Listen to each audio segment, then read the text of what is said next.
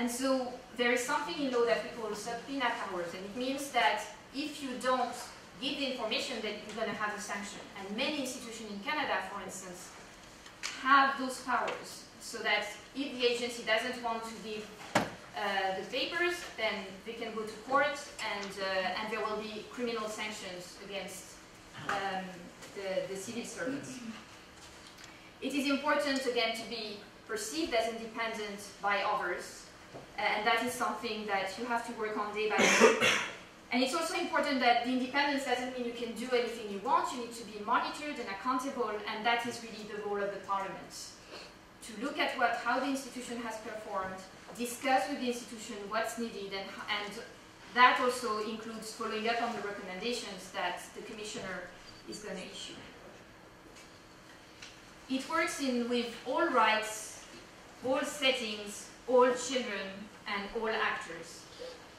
What we see often is children's rights are, a child is a one person, it's holistic. So when you go to school, you're a pupil. When you go to the doctor, you're a patient. But concretely, you're the same person, but for the government, it's like, okay, you're the Ministry of Health, you're the Ministry of Education, Ministry of Labor, and so on. So you need someone who can pull all this together and have a holistic vision of the child. You need also someone who can promote environment settings that nurture children's rights, because you don't live as an individual alone. You live in a society, you go to school, you live in a family, and so on. And so you need someone who can support those settings. So for instance, supporting the family by having the right allocation. And we see that in Eastern Europe, where many families are poor, and therefore they abandon their children. So for instance, in Azerbaijan, you have an ombudsman who has said, no, it's not because they are poor, it's not okay that because families are poor, they have to institutionalize the children. They told the government you need to give allocations to families so that they can keep the children with them. Non-discrimination means that you need to have strategies that are adapted to the most marginalized children, those that cannot be included in the system.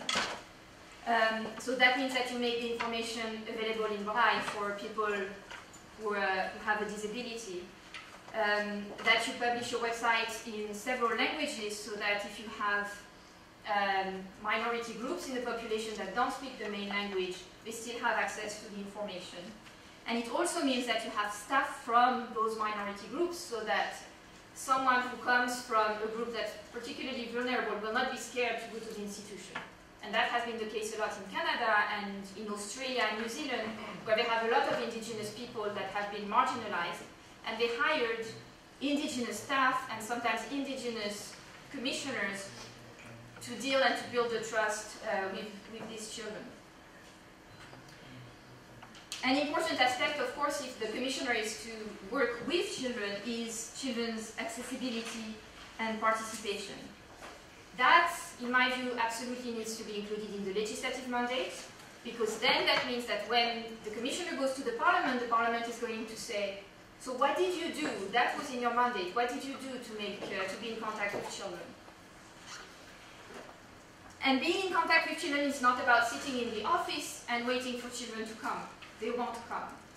It's about going out, talking to them. You have the Greece Ombudsman that goes to school, goes to every school, teaches about children's rights, talks with children.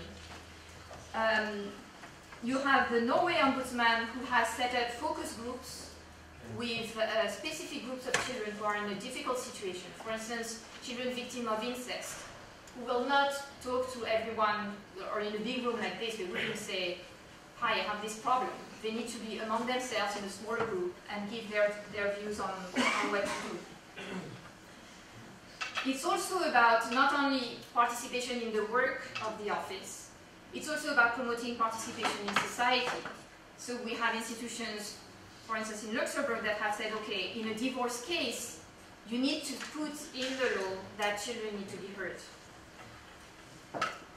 And last but not least, it's also about promoting the accessibility of remedies for child rights violations, about saying, okay, you need to adjust this and that procedure so that children can actually access the judiciary or can have a complaint mechanism or a hotline where they can when they can report violations against their rights.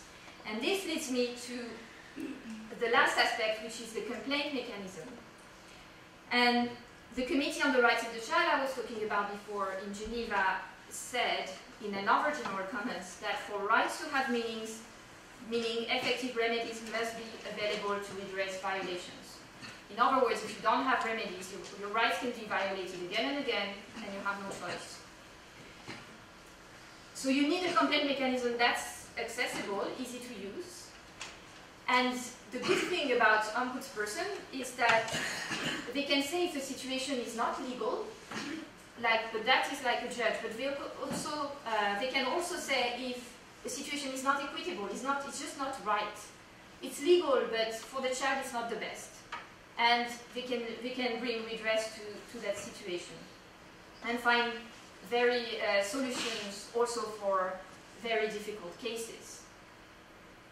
This is quite interesting that in the legislation now for the Children's Commissioner in Israel, there is no complaint mechanism, but you have also a mevaker. So you have a general ombudsman that deals with complaints for everyone.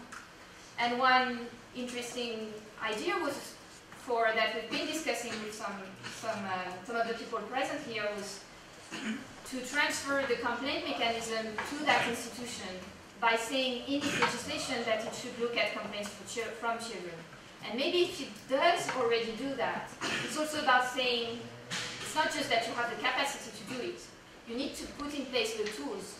You need to go to have a website where children can understand something, not something black and white, very legalistic, and that you need to have studied laws for 5 years to understand it, but something where you feel that you can be listened to or have on the phone. If you call, have somebody who knows actually how to talk to children.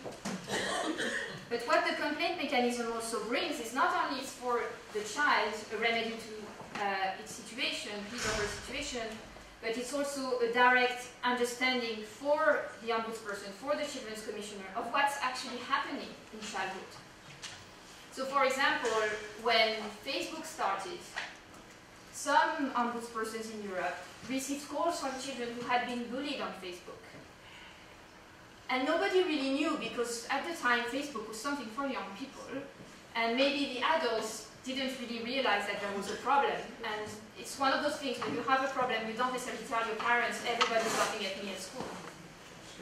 But then people realized that it was having a strong effect on education and on children's well-being in general, and now they're working on sharing experiences to address it. And this is the kind of experiences that the Children's Commissioner will know before everyone else knows it. So what we're talking about is the Ombudsman 360 degrees, working with everyone. Because I was giving the Facebook example, it means working maybe with internet providers, working with the media, with the family, with everyone, and having a very proactive role in society to change the thinking of all those actors. So what are the 3 points I would like you to remember, because it's been a lot of information. One is setting up the ombudsperson. We are working now a lot on the legislation, but once the law is adopted, that's when the real work starts. And in Argentina, they adopted the legislation in 2005 for an ombudsperson for children. It hasn't been set up yet. So we always insist that once the legislation is adopted, there needs to be an establishment very, very fast. That implies having an implementation plan, giving resources, giving money, sufficient staff, but also competent staff. There needs to be a timely appointment of the right personality. We need to give the Children's Commissioner premises, an office.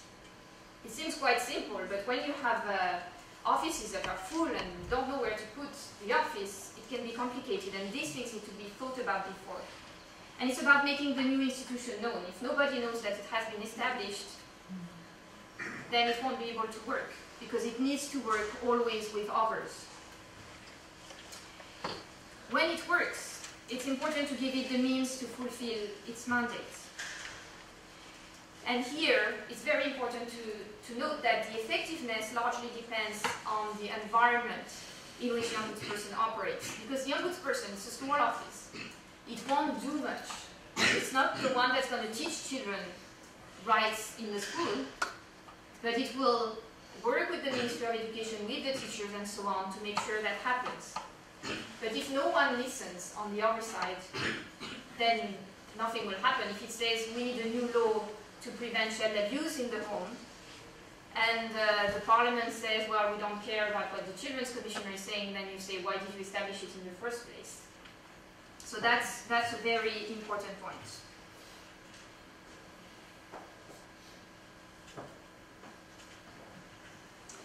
The third one is having a dynamic approach to monitoring and accountability. The ombudsperson has a mandate and functioning that needs to be in line with the changing needs of childhood. The children that you are today are different from my childhood and the childhood of other people here. Because we all evolve at different times with different tools. The internet is probably the best example, but there are others. Trends change, family change. Now maybe there are more divorces than before. And so you need an ombudsman who's able, commissioner who's able to take into account those changes and not always look back on how it was before, but look at what it is today. And that may also require that even if a bill is adopted now in the next few months, in 5 years there needs to be a review and say, okay, did we do well? Is it working properly? Or do we need to improve things?